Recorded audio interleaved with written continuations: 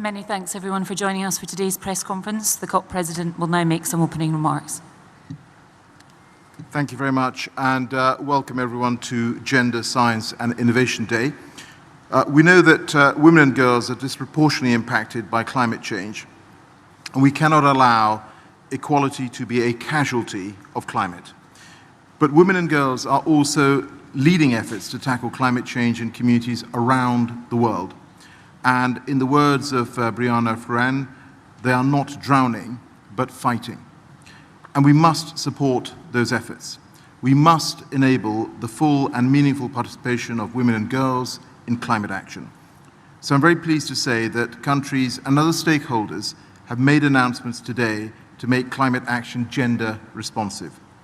I'm also very pleased to report that yesterday, countries collectively pledged in excess of $232 million to the Adaptation Fund, which will support countries to deal with the impact of a changing climate. Gender and inclusivity run throughout our COP program, including Science and Innovation Day. And I've always said that it is vital that we follow the facts and allow science to light the way. I'm going to turn now to the negotiations. I am encouraged by countries' commitments to anchor science at the heart of the cover decision. Yesterday, my lead negotiator, Archie Young, convened heads of delegations on the elements of the cover decision that we proposed in our non-paper. And as I announced at the informal stock-taking plenary yesterday, I have requested pairings of ministers to support the presidency in some of the key outstanding issues on which we need to reach agreement. These pairs started their work yesterday and are consulting with a wide group of ministers and negotiators. And then we convened yesterday.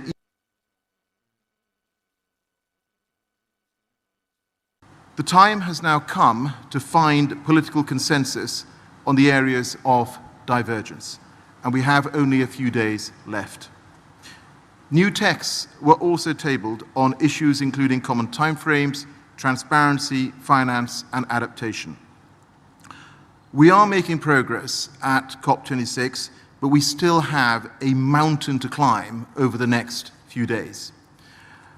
And what has been collectively committed to goes some way, but certainly not all the way, to keeping 1.5 within reach. The gap in ambition has narrowed. Now the world needs confidence that we will shift immediately into implementation, that the pledges made here will be delivered, and that the policies and investment will swiftly follow. We have an opportunity to succeed. The transition to a resilient zero-carbon economy is technologically possible, it is economically attractive, and it is accelerating everywhere. And if we successfully manage this, we will deliver immense benefits for the world. Building on existing mechanisms, transparency and accountability must be at the heart of these commitments. So overnight, the presidency will publish the first draft of the cover decision. It will likely require negotiating teams to consult their leaders and capitals. We have an urgency to our negotiations, so I ask ministers and negotiators to carry out those consultations expeditiously. I'll pass you now back to Lynn Davidson. And now Salka, I think, our head of cross-cutting issues, will now make some opening remarks. Thank you. As the COP president said, women and girls often face the brunt of the effects of climate change, and despite studies showing that they have done the least to cause it, and this is an injustice, and we must turn it on its head. And research shows that empowering equality through climate solutions improves the outcomes, and women and girls should be seen as leaders and not victims. And that is why we've hosted Gender Day today, to call for action. And we've seen some inspiring leadership, and we're seeing momentum. Countries and other stakeholders have set out bold new steps to ensure climate action is gender responsive and to improve women's leadership and meaningful participation in climate action across the globe. And we want countries to be guided by frameworks such as the Gender Action Plan and UN Women's Feminist for Action for Climate Justice, and lead actions on a local, national, and global level. And just to finally end, addressing equality in the climate nexus means that you link up policies, plans, and finance so that climate change and gender equality are addressed hand in hand. Thank you. Thank you, Solka. We'll now take questions from the floor. Can I ask, we've got a couple of standing microphones, but if you can try not to touch them for COVID reasons. Gentleman in the second row here, please.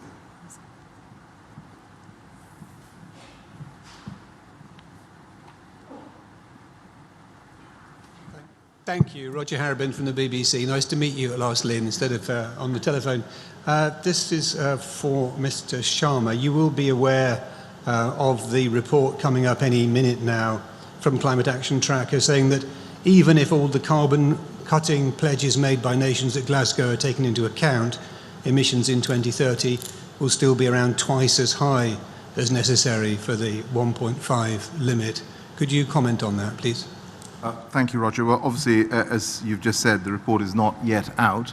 But what I can say to you is that there have been, obviously, a number of reports that have come out over the last few days, and I suspect there will be further reports that come out.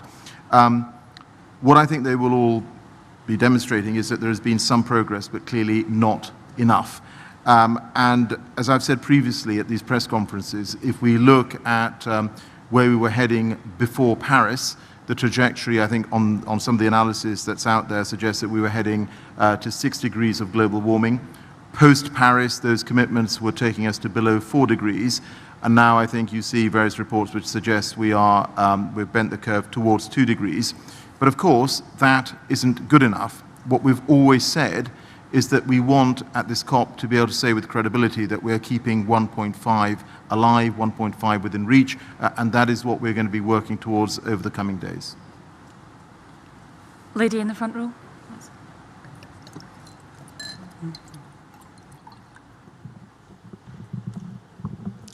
Hi, thank you, Amy Cassidy for CNN. There's reports that you're struggling to get a number of countries or governments, including the US and several car manufacturers, to agree to a pledge to make all new cars and vans zero emission by 2040. Is this something that is a big concern for you? Thank you. You'll forgive me if I don't give a sort of a running commentary on discussions that we're having. I know you will understand that. We have set out our views on where we would like countries to be given if they are a big car market or if they're an emerging car market. The UK itself has led the way here. We set out last year that we would ensure that from 2030 there were no more sale of new petrol and diesel cars. We'll see where we get to in terms of this pledge. We obviously have Transport Day coming up, and then very happy to have a discussion around that on the basis of who's signed up to the pledge. Lady in the third row, right here.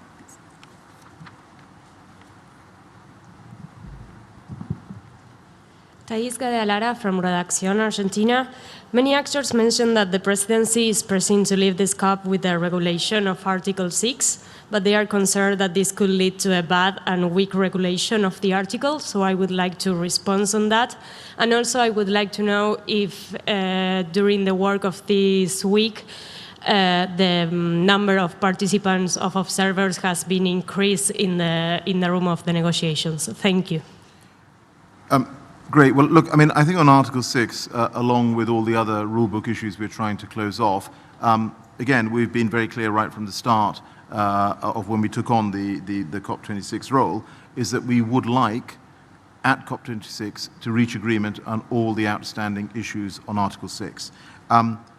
I'll ask Archie if he wants to comment in any more detail, but you'll appreciate, right now we're in the middle of sort of quite complex discussions.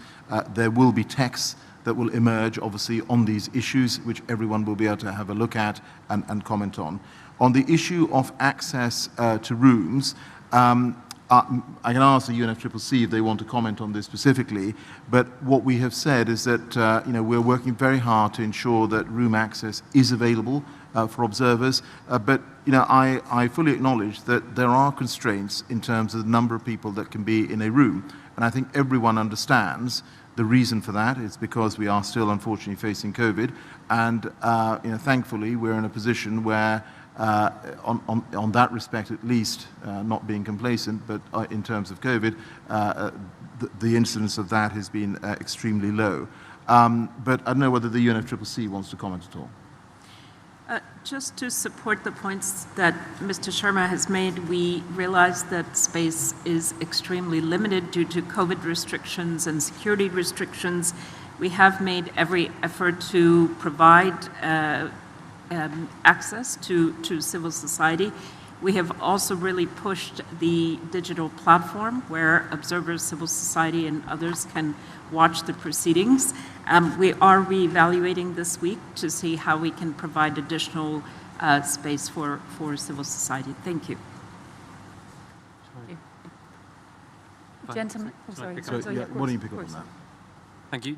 Just to add on Article 6 and also on observers. So on Article 6, I mean, the article itself on cooperative approaches and non-market approaches is clear that it is to enable higher ambition, and also it specifically references environmental integrity. And so in our discussions with all parties, we are encouraging that across this, but across all issues, we do not go for the lowest common denominator, but we continue to strive for results that will be consistent with the level of ambition that you are seeing across all other parts of our work.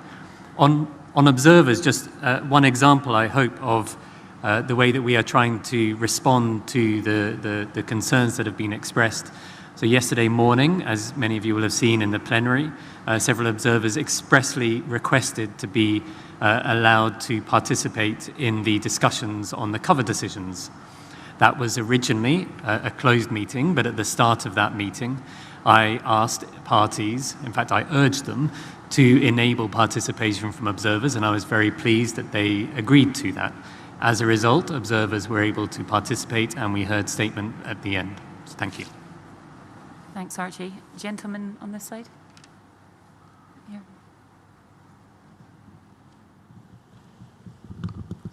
Thanks very much. Tom Clark from Sky News. Just following up from Roger's question, we are going to find out, I think around now, the emissions gap report and the CAT report shows we are way off course. Can you tell us in concrete terms what has to happen in the next few days to make sure this isn't the summit where 1.5 dies?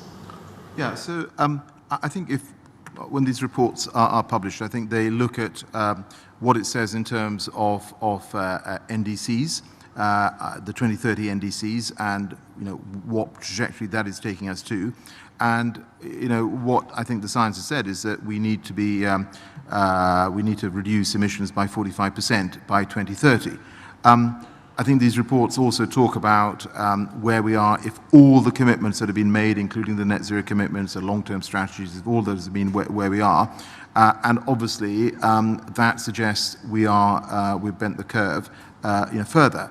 However, we are, of course, very clearly focused on ensuring that we are keeping 1.5 within reach. So all of this is going to be obviously worked out through consensus. But what you will have heard in the stocktake plenary that took place on Monday was the call from a number of the groups for us to see whether that 2030 ambition needs to be revisited in the next couple of years. Now, ultimately, where we get to is going to emerge through consensus. We'll have the cover decision going out overnight, and I'm sure there'll be questions on that as well during the press conference tomorrow.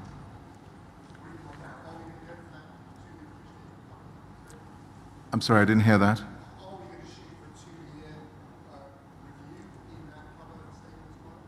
Well, I think you'll have to wait to see what it says, and we're very happy, both Archie and I, to come back and discuss the contents of the cover decision tomorrow. Gentleman in the second row here.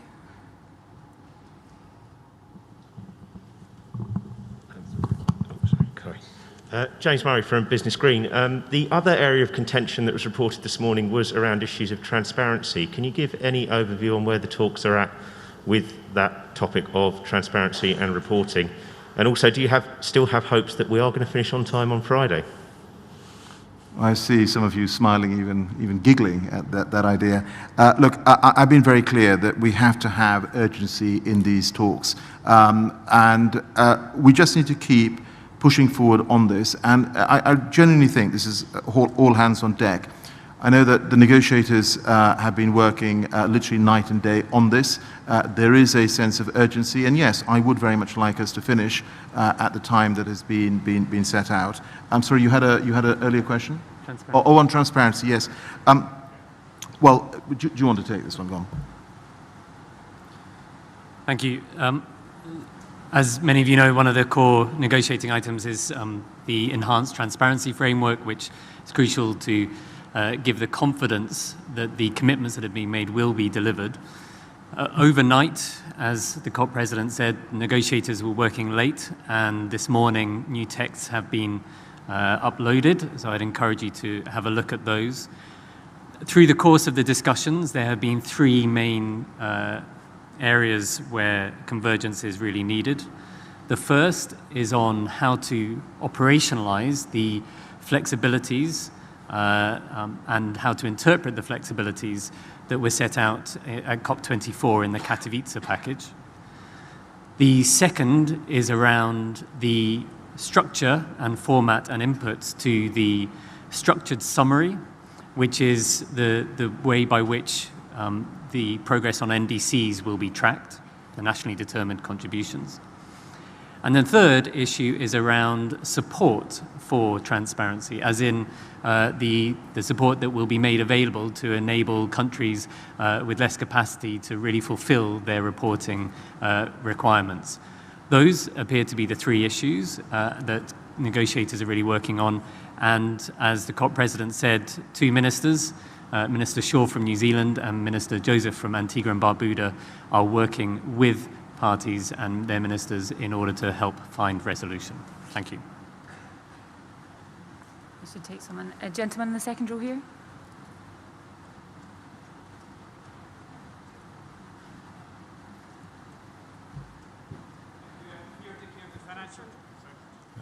Muir Dickey of the Financial Times. Without looking for a blow-by-blow account of the negotiations, do you think it's fair, the reports, that it has been Saudi Arabia, Brazil and Australia that have been standing in the way of increased transparency? And you sounded a little bit unsure about the deadline on Friday, or a little bit more unsure about the deadline on Friday. What is the hard deadline? What is the latest possible that we could continue to have negotiations? Thank you. Well, firstly, in terms of the deadline, I'm sorry if I sounded uncertain. I most certainly am not. The deadline that we have set out, that we want parties to work to, is 6 p.m. on Friday. In terms of individual countries, again, you'll forgive me, what I'm not going to do is to give a running commentary. These are, as you will all know from your great experience, these are very sensitive negotiations. And what we are trying to do here is to build consensus, not try and find division. What I would say is that I think certainly during this last week, there has been a constructive spirit amongst negotiators. And obviously, I am having meetings as well with ministers, with groups, and I hope that that will produce a result that we want. Gentleman in the black suits and the black mask, just here.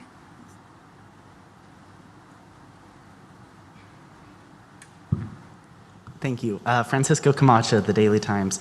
I realize you're probably quite limited in your ability to comment on the upcoming cover decision draft, but I was wondering if you could give us an idea of areas or sectors, if you will, where we can expect big change, or at least just whether you feel this is a very appropriate first draft, whether you feel optimistic about it.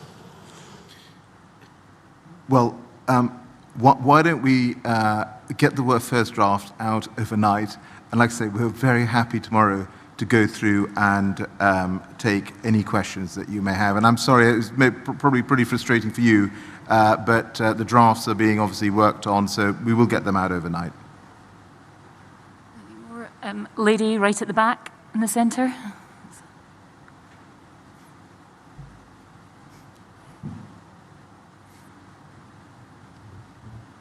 Hi, Carolyn Beeler from the public radio show The World in the US. This might be another cover decision question you don't want to answer, but what are the conversations around coming back to the table to update NDCs that are happening? What are the timeframes that are in question? Well, again, I think let's see what the cover decision comes up with, but for variation of voice tone, Archie, is there anything you want to add? I would just add that you saw the bullets that we put out in our non-paper, and we held a meeting yesterday with all parties where we heard very constructive views, inevitably on a number of points on that, but on others.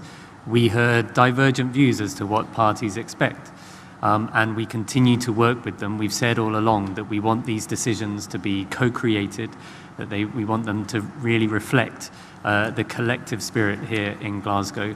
So we will continue on that basis, but we will also continue to push for results that can really stand up to scrutiny and stand up to the ambitions that we have set. Yeah. Thank you. May I just add one point on this? I hope you will have noticed what I said in the opening remarks when I said that we think that this first draft will likely require negotiating teams to consult their leaders and capitals.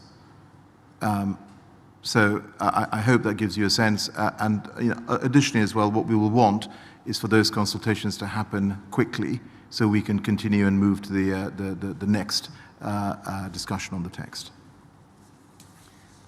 Gentleman in the centre with the blue sweater and then the gentleman behind.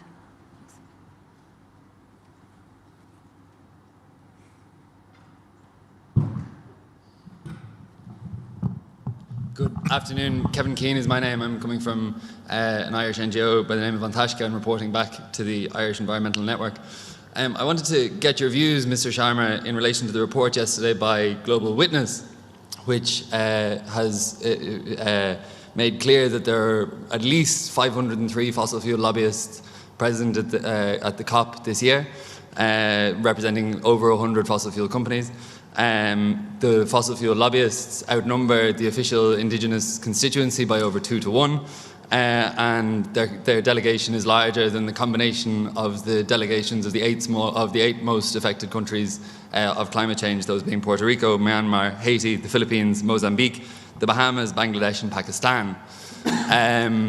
Meanwhile, yesterday it came to light that it would appear that the draft text for the 26th year in a row fails to make any reference whatsoever to the need to reduce and phase out fossil fuels in order to combat climate change. You speak about keeping 1.5 alive. I would have thought that the phase out of fossil fuels might be an obvious first place to look. So it's not credible to suggest that the overwhelming number of fossil fuel lobbyists that are here in the conference is unrelated to the failure to include fossil fuels in the draft text and in the output of this COP. So I wonder, do you deny that they have had an outsized influence on these negotiations? Do you think it's appropriate that over 500 fossil fuel lobbyists are here at the invitation of the COP and the UNFCCC? And if you don't think that they've had an outsized influence at these negotiations, can you explain the failure to include any reference to the phase out of fossil fuels in the draft text agreement? Thank you. Thank you. Well, look, I think first thing to say is that the attendance of parties and observer organisations and who they accredit as delegates is up to them. That is not something for the UK presidency. It's to be absolutely clear on that. And ultimately, accreditation is a matter for the UNFCCC. And I think this was raised in a question yesterday, where I think Patricia Espinosa also spoke about this, and I think, Chai, if you want to come in on this issue, please do. The other thing I would just say to you is that in terms of the non-paper not including any reference to fossil fuels, I mean, ultimately, it's a summary of the issues that have been highlighted by all the parties, right? So this is not a sort of a UK view that we have put forward. The non-paper was a reflection of what we had heard from all parties. Again, I go back to the point, we're here trying to build a consensus. And so the non-paper reflected all of those key issues, and it was extensive, all of the key issues that had been raised by parties with us. Maybe what we can do is, Joe, if you want to just pick up on the point about who gets to come here, and then if, Archie, you want to say anything about the non-paper, if you want to. Sorry. Okay. So maybe just to reiterate the point, I think our Executive Secretary, Ms. Patricia Espinosa, spoke to this yesterday. We work with parties. Parties are free to accredit all parts of civil society, government, industry. We do not check that. It's an inclusive process to get everybody to the table. Thanks. A gentleman behind Kevin who had his hand up. It's coming. Hello, Felix van Geyer, newaurator.com. There's something you said, Mr. Sharma, that you think that negotiators are going to have to liaise with their superiors, whether back home, their leaders. It would indicate to me that the paper you're putting out tomorrow could be perhaps quite an ambitious one to try and get sort of consensus around that. Are you in a position to manage our expectations a little bit? And Archie, I'm wondering, in the hierarchy of issues, if we can actually put them in a hierarchy, because they're all very important,